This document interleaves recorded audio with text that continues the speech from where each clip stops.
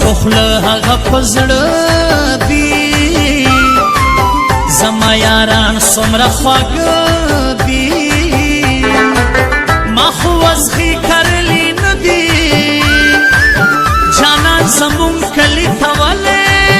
او نه راځي نه ژوند تېرول مې په زندان دي یارانو چا ویل چې آسان دي